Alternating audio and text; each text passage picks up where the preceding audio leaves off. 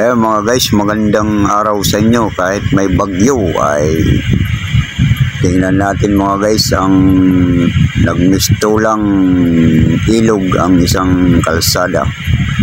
Yan po ay hindi po ilog yan. Yan ay kabahayan at kalsada. Grabe ang baha dito sa lugar na ito.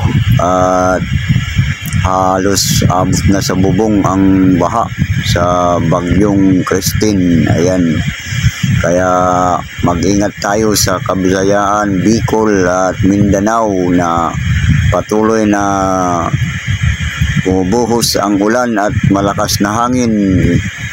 Ayan po, ang ating kalsada ay nagkaroon na ng ilog at napakalakas ng agos. Hindi lang ito baha na tumaas ang tubig, ito ay malakas ang agos. Kaya ito ay ating mag-ingat tayo at tayo ay mag-vigilant sa mangyayari sa atin itong baha at bagyo sa bandang Bisaya at sa Mindanao, Bicol, at nandyan ang mga bagyo na malalakas at malakas ang ulan. Kaya aakalain nyo ang isang kalsada at kabahayan ay naging mistulang ilog na rumaragasa na tubig.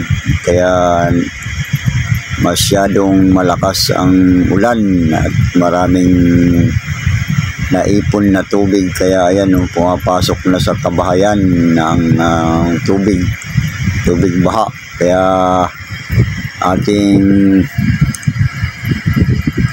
panuorin at mamasdan natin ang nangyayari sa atin sa lugar ng bansang Pilipinas. Kaya lagi na tayong inaabot ng baha at mga bagyo sa ating bansa, pagkat marami na tayong dapat malaman sa buong mundo na tayo ay lahat ay pwedeng bahain.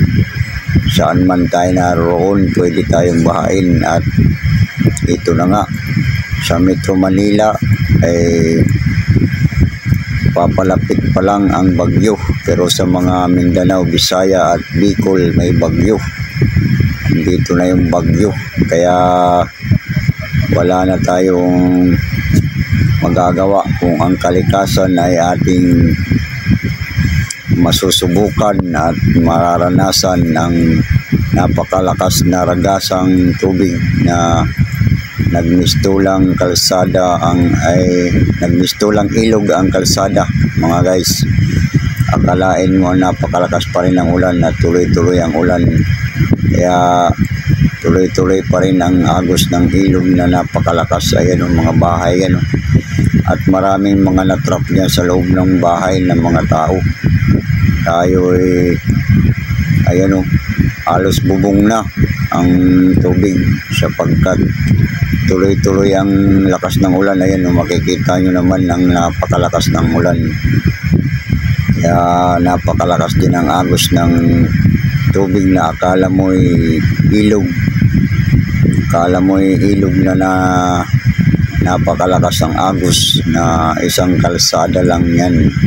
Kaya mga guys, ayan, mag-ingat tayo sa bandang Bisaya at sa bandang Bicol at sa Mindanao, at patuloy na malakas ang ulan at hindi natin mapipigilan ang buhos ng ulan. At tayo pagka naipon ng ulan ay isang baha na.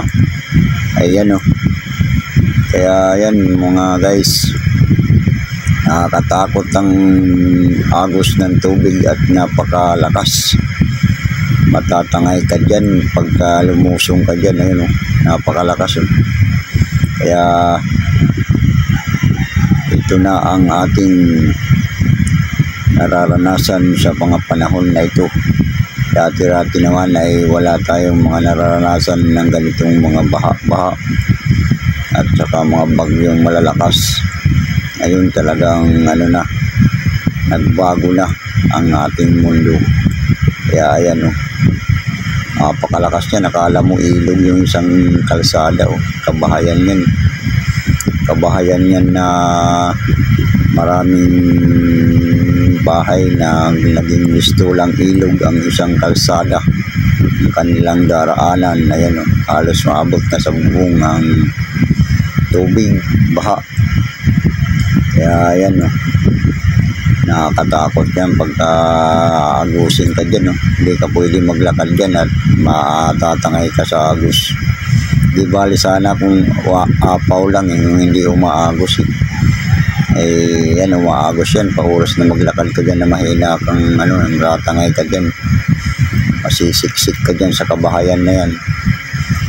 Yan hindi yan ilog, nagmisto lang, ilog lang at naging ganyan ang napakalakas ang agos. Ayan